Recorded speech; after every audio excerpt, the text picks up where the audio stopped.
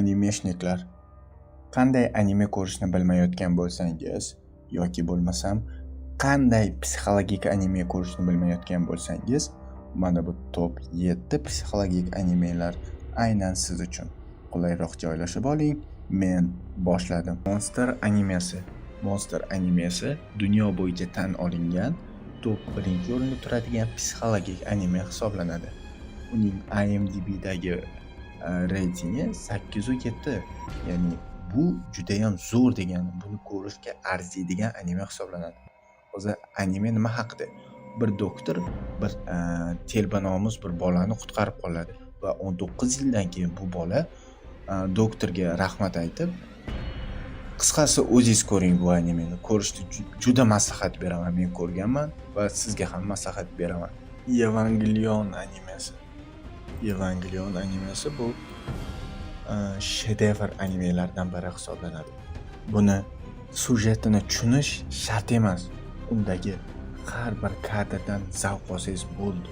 Bu shunaqa animeki 90-yillarda chiqqan bo'lsa ham sizni etingizni jimirtirib yuboradigan darajada zo'r qilgan anime hisoblanadi. IMDb'da 8.5 olgan.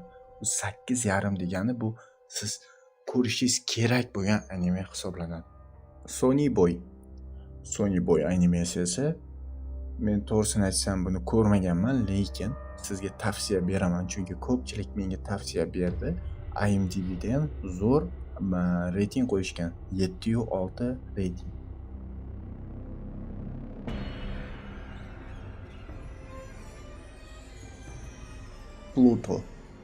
Pluto animesi men ko'rmagan bo'lsam-da, lekin mangasiga bir ko'zim tushgan. Juda ham zo'r anime. Bu psixologik animelarning top 5 taligida turadigan eng zo'r animelardan biri hisoblanadi. Buni zo'rligini bilish uchun IMDb'ga kirib, shunchaki balini, ya'ni reytingini ko'rsak bo'ldi. Reyting 8.1. 8.1 degan anime bu siz ko'rishingiz shart bo'lgan animelardan biri hisoblanadi. Plutoni har bir epizodida siz o'zingizga kerak bo'ladigan yangi bir ilmlarni o'rganishingiz mumkin bo'ladi. Kakeguri animesi bilmadim, IMDb'da 7.1 olgan, lekin nega bunchalik kam olgan bilmadim. Men bu animeni ko'rib chiqqaman va sizga tavsiya bera olaman. Agarda siz psixologiyaga qiziqadigan bo'lsangiz, bu anime juda ham zo'r anime hisoblanadi. Qisqagina sujetni aytib o'tadigan bo'lsam, bir qiz bo'ladi, karta o'ynaydi, u kartada juda ham zo'r bo'ladi. U o'sha yangi maktabga o'tganida hamma u yerda qimorboz bo'ladi. U hatto ustozlarini ham kartada yutadigan qiz bo'ladi. Ko'rishni juda ham maslahat beraman. Miyangizni portlatib yuboradigan darajada zo'r anime. Psixopas animesini to'g'risini aytsam o'zim ko'rmaganman, lekin IMDb'ni aytishi bo'yicha bu zo'r psixologik animelardan biri hisoblanadi. IMDb'da 8.1 olgan. Bu animeni meni do'stim menga taklif berdi. Sizda ham ko'rishda maslahat beraman. Juda zo'r anime.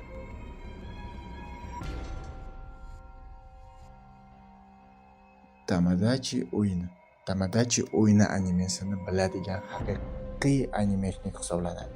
Nega desangiz, chunki undagi har bir epizodni siz xuddi solo levelingga o'xshab tez o'tib ketadi-da, 20 minutda o'tib ketganini bilmay ham qolasiz.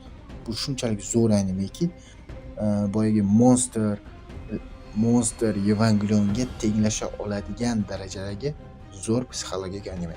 Sujetni aytib qo'yishim mumkin, shuning uchun sujetni ayta olmayman. IMDb'da 7.6 olgan. IMDb'ga qaramang. 7.6 bu anime uchun juda kam. Ko'rsangiz o'zingiz 9 beradigan darajadagi zo'r anime hisoblanadi. Xo'p, bugungi videomiz shulardan iborat edi.